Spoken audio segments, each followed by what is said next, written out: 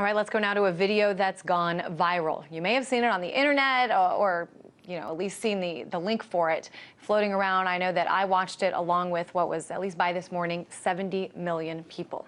It's a moving video and a well-produced one at that. And we'll show you a clip of it. For 26 years, Kony has been kidnapping children into his rebel group, the LRA.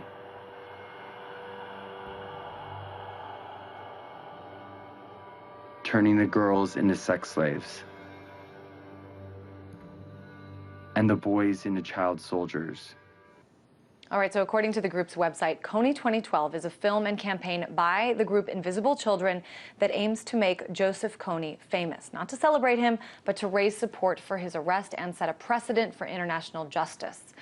Now, it's hard to find anyone who wouldn't agree that Joseph Kony is a bad man. But the film seems to advocate for more U.S. involvement and direct military action. President Obama has already sent in 100 combat troops to try to get rid of Joseph Kony, which is, in no uncertain terms, the U.S. government using resources to take down and kill a man in another country. So we want to talk about some of the implications of the release of this video, especially considering how many people have now watched it. I'm joined now by Marcel Cartier, a hip-hop artist whose CD out is called Revolutionary Minded. Hey there, Marcel. Let's talk about this video. 70 million views and counting. Kony 2012, now the fastest growing social media video campaign we've ever seen. I want to get your thoughts on this. Well, I think that it's an excellent propaganda piece, and not for the reason that, Joseph Kony is not a bad man, not that he's not guilty of these atrocious crimes against humanity, because he certainly is, but we really have to ask ourselves the question, why the sudden interest in Uganda? Why the sudden interest in Africa? And when you're calling for military invasion or intervention in a sovereign country, we really have to question the motives of the United States. We have to question the motives of the European powers, and certainly of Invisible Children, this organization that put together this documentary. Now, when you're calling for that type of military intervention, in my opinion, it smacks of the white man's burden, basically saying there's this evil man in Africa, the African people are defenseless, they cannot rise up against him on their own, and they need us to come in and be some white saviors in Uganda. I think it's very interesting also that 6 million people have died in the Democratic Republic of Congo in a little over a decade. Why have we not heard about this? How come most people, when you ask them, will not be aware of this Holocaust? Well, it's because the United States has benefited greatly from this proxy war in the Congo. Every cell phone, every computer needs coltan in order to function, so of course you won't hear about that. And I think we can learn a lot from the recent conflict in Libya, the recent NATO intervention there, about how to really address and put this in context. There was a humanitarian intervention in Libya, right? And what's the result of that? What's been the result for black Libyans, for example? We just saw last week video footage come out of black Libyans being thrown in zoos and being forced to eat the old Libyan flag by these so-called rebels, these darlings of the West. So the United States has no concern. Marcel, just because you just brought up several interesting points, so let's look at Libya. And a lot of people, and at the beginning of your answer, you said, you asked the question, why do people all of a sudden care about Uganda? And I think sort of another aspect of this story is the social media aspect, is, they care about it because they saw it on Facebook. They didn't see stuff about it on Facebook before. Now that they have, they care. But this is interesting because in Libya, there's oil. There is a U.S. interest in getting involved in making sure that territory, that country is stable, and whatever that means to whomever. But So talk about this. I mean, there's no interest that we know of for the U.S. to get involved in Libya,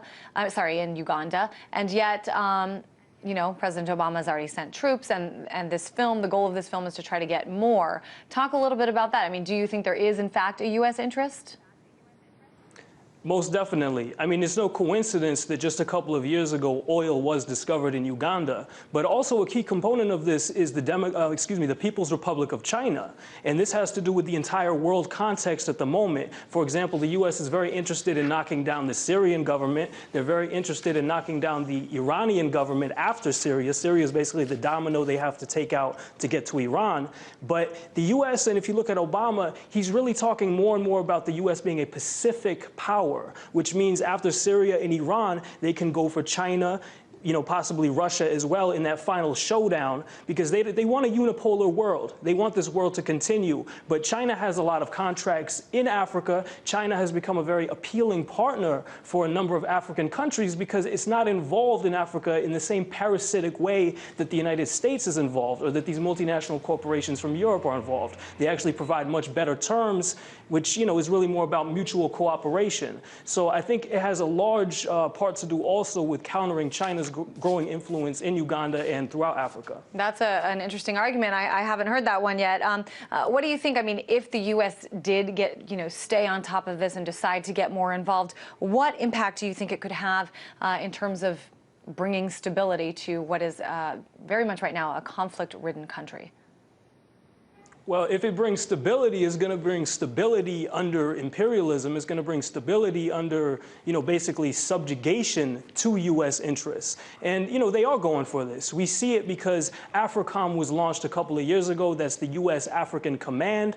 They make it very clear that, in fact, they are very interested in having a deeper role in Africa. Of course, everything gets clouded in humanitarian rhetoric, that they're doing things for the people of Africa. In reality, the United States has never intervened anywhere on the face of the planet for the interests of the masses of people. There's always a geostrategic, a geopolitical reason for their involvement. Same thing in Uganda. I mean, it's just going to continue to bring plenty of misery to the people there. And here's another very important fact. The United States, they work hand in hand with the Ugandan government, which is itself accused of major crimes against humanity, which is a point about the Kony 2012 video that wasn't pointed out. They showed a very one-sided view of things, but the Ugandan government is involved in putting the Akoli people in concentration camps, all with the backing of the United States, of course.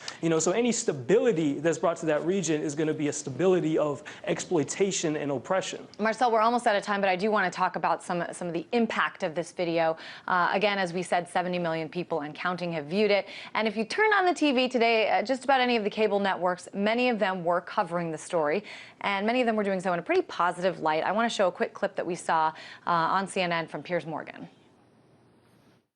Let's be honest, if this happened in any other country, it would make world news. It's taken 26 years and 9 years of our work to say, this is important, these children's lives matter. And we need to get that. We need to understand that, and we are. We're waking up to that, and it's changing the world.